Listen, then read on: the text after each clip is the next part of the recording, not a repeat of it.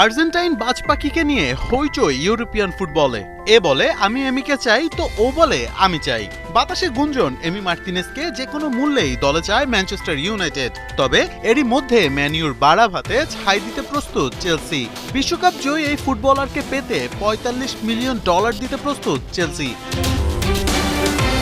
তবে কথায় আছে না, মন একবার দিলে তা আর উঠানো যায় না। মার্তিনেজের বেলাও হয়েছে তাই। ডিবুর ভালোবাসার কাছে হয়তো হেরে যাবে চেলসির টাকা। ইংলিশ গণমাধ্যম দ্য মিরর বলছে মার্তিনেজের মনটা নাকি পড়ে আছে ওল্ড ট্রাফোর্ডেই। তিনি গায়ে জড়াতে চান রেড ডেভিলদের জার্সিটাই। তবে এখানে খানিকটা গ্যারাকলে পড়তে পারে ম্যান ইউ, আর তা হচ্ছে বাজেট সংকট। ম্যানচেস্টারের বর্তমান কিপার ওনানকে যদি $35 মিলিয়ন বিক্রি না করা যায়, তবে মার্তিনেজকে দলে নিতে হিমশিম খেতে হবে।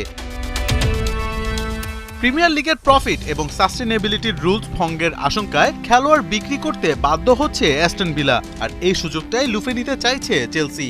কারণ তাদের বর্তমান কিপার রবার্ট সানচেজ এবং ফিলিপ ইউরগেনসেন চেলসি কোচ এনজোর আস্থা অর্জনে ব্যর্থ হয়েছেন।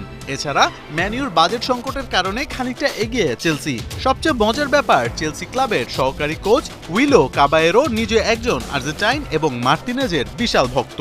ফলে মার্তিনেজকে দলে ফেরাতে তিনি বড় ভূমিকা রাখতে পারেন বলে ধারণা করা হচ্ছে। কিন্তু মার্তিনেজ যেতে চান ওল্ড ট্রাফোর্ডেই। এখন দেখার বিষয়, ভালোবাসার কাছে টাকা হেরে যাবে নাকি টাকার কাছে ভালোবাসা।